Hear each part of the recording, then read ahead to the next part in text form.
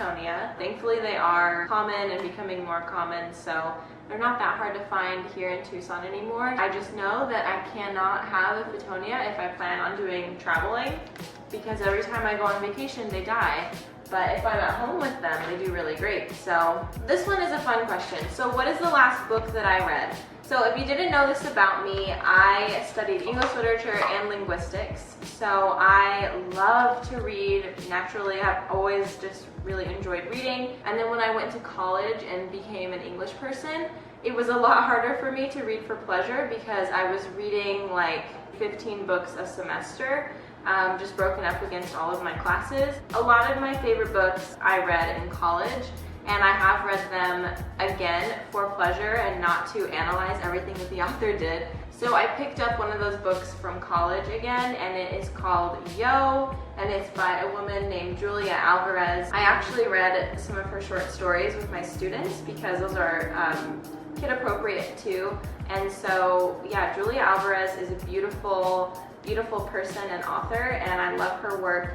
This book is basically about a woman named Yolanda, and you learn about her life and her experiences through a bunch of people who have known her. So every chapter is from a new perspective of someone that knew her. So you get a lot of variety of who Yolanda is, and I think that books like that are incredibly special because it really shows just like the diversity of who we are as humans in a book, because we can think that we know someone, but we only know what we know about them. We've never seen them from another person's perspective. We've never seen them from a different point in their lives.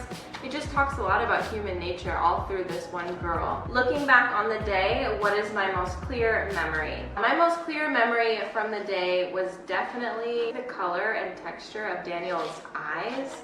And I know that that sounds kind of weird, but when we were at the ceremony, we were looking at each other, as you do, and I just couldn't stop looking at his eyes. I was so mesmerized by the color of his eyes and like just the way that he looked when he was looking down at me. The color of his eyes looked like honey when light is falling through it. Do I have any plans to move? I have plans to move, but whether or not that will happen is basically and entirely out of my control because of Daniel's job. It's looking right now that that's going to be a little bit before that happens, but we're both staying optimistic.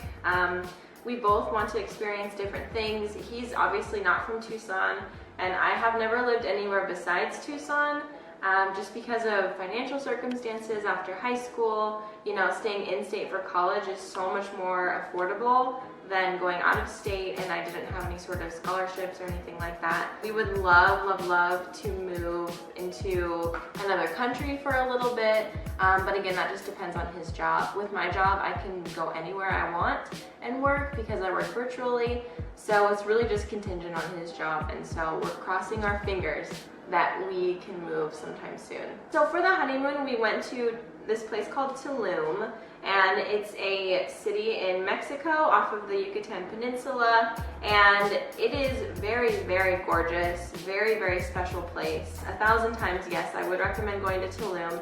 It was so perfect and beautiful. There were so many things that I loved about it. I actually have a travel blog that I have been writing for, gosh, I guess it's like 3 years.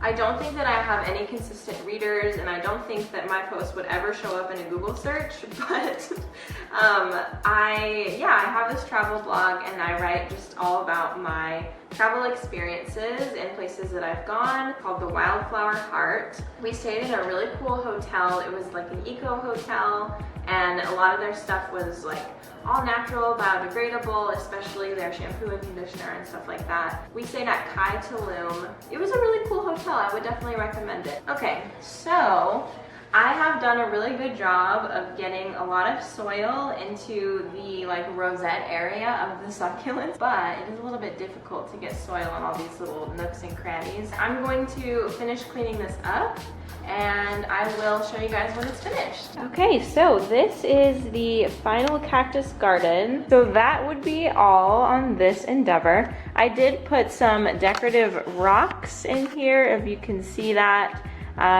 Basically just to cover up the soil, because if I'm doing a full-on cactus garden, I want it to look nice. So I still have some leftover rocks and I'll probably use them for my outdoor ones. But anyway, I'm going to finish the video off there, so I do hope that you enjoyed watching me make this cactus garden. I will see you in the next one. Bye!